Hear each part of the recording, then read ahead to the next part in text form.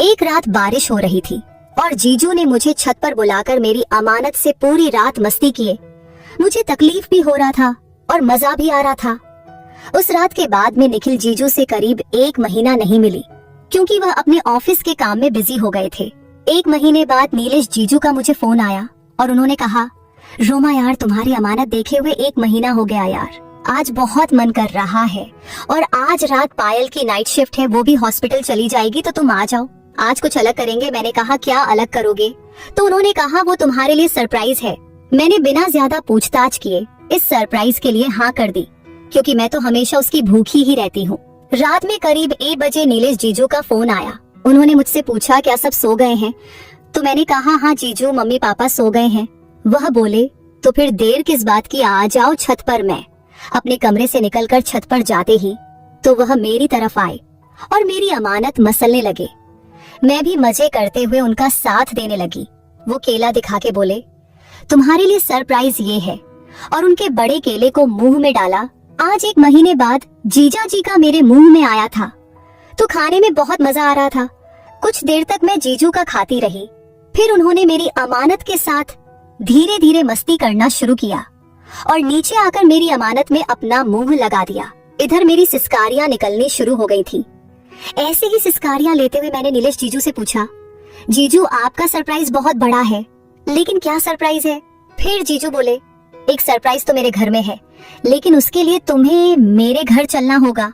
मैं बोली, ऐसा क्या सरप्राइज है जो आप घर पर ही रख कर आए हो? यही लेकर आ जाते। जीजू बोले, चलो मेरे साथ मेरे घर, लेकिन इससे पहले तुम्हें अपनी आंखों पर एक पट्टी बांधनी पड़ेगी और एक वादा करो, तुम कोई सवाल नहीं करोगी। मैंने कहा, ठीक है, लो बांध दो मेरी आंखों में पट्टी।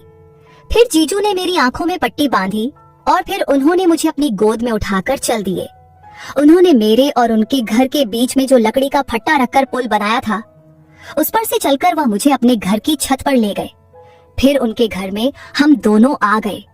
जीजू मुझे अपने रूम में लेकर गए और मुझे बेड पर बैठा दिया और बोली, तुम यहीं बैठो, मैं अभी आता हूँ। कुछ देर बाद में बोली, जीजू क्या अब मैं अपनी आंखों की पट्टी खोल दूं? जीजू की आवाज आई, नहीं मेरी जान, इतनी जल्दी क्या है? मैं आंखों पर पट्टी बंदी बैठी रही। कुछ ही देर बाद जीजू बोले, लो पकड़ो मेरे सरप्राइज को। मैं बोली, कहाँ है सरप्राइज? पट्टी तो खोल दो, तभी तो मुझे दिखाई देगा।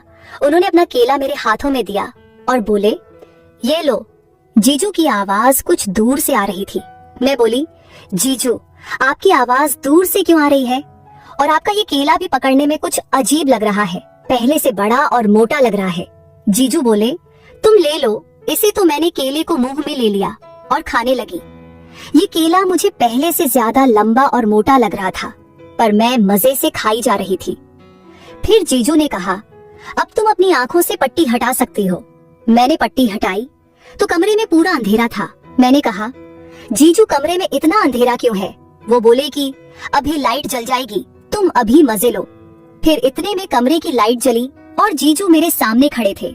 तो ये कौन था जो मेरे पीछे था? मैं तो डर गई और पीछे पलट कर देखी तो एक अच्छा हट्टा कट्टा आदमी था। मैं चिल्लाई और बेड से उतरकर भागने की कोशिश की, पर उस आदमी ने मुझे पकड़ लिया और बोला, कहाँ चली मेरी जाने मन? फिर उसने मुझे बेड पर गिरा दिया और मुझे इस तरह दबा लिया जिससे मैं हिल भी ना पाऊं। अब वह मेरी अमानत के साथ जोर जोर से मस्ती करने लगा। मैं लगातार विरोध कर रही थी, किसी तरह छूटने की कोशिश कर रही थी, पर कुछ ना कर पाई। तभी जीजू बोले, छोड़ दो राज, उसे तो उस आदमी ने मुझे छोड़ दिया। मैं उठी और भागकर जीजू के पास पहुंची और गुस्से में पूछने लगी, ये क्या है? जीजू कौन है ये आदमी और ये यहाँ क्या कर रहा है? जीजू मुस्कुराते हुए बोले, यही तो है सरप्राइज। तभी वह आदमी उठकर मेरी तरफ आया। जीजू बोले, रोमा देखो राज के केले को, ये कितना बड़ा और मोटा है। मैंने देखा, सच में राज का केला काफी लंबा और मोटा था। राज ने फिर से मेरे हाथों में अपना केला दे दिया। मैं थोड़ा विरोध कर रही थी, पर राज का इतना लंबा और मोटा केला देखकर मेरे मुंह में तो पानी आ रहा था। जीजू बोले, रोमा ये राज है मेरा दोस्त, मेरे साथ मेरे ही ऑफिस में काम करता है। जब से मैंने इसे तुम्हारी और अपनी बात बताई है, तब से यह भी तुमसे मस्ती करना चाहता था, तो मैं इसे आज तुम्हारी अमानत दिलवाने के लिए ले आया। मैं सोच रही थी, राज का केला देखकर तो मेरा मन कर रहा था कि अभी इसको अपनी अमानत में ले लूं, पर मैं जीजू से गुस्सा होने का नाटक करने लगी। मैंने राज का भी थोड़ा विरोध किया, पर मुझे भी मजा आ रहा था, तो कुछ ही देर बाद मैं भी उसका साथ देने लगी। कमरे में यह मधुर आवाज गूंजने लगी थी। कुछ ही देर में जीजू का भी पसीना निकल गया और हम दोनों थककर बिस्तर पर ही लेट गए। पर राज का तो फिर से तैयार हो गया था और वह फिर मस्ती के लिए बेकरार था। मैं तो बुरी तरह थक चुकी थी, तो लेटी रही। फिर सुबह सुबह मैं छत के रास्ते ही अपने घर वापस आ गई। दोस्तों, कैसा लगा आज की कहानी? अगर अच्छा लगा है तो चैनल को लाइक, शेयर और सब्सक्राइब करना ना भूलें। धन्यवाद।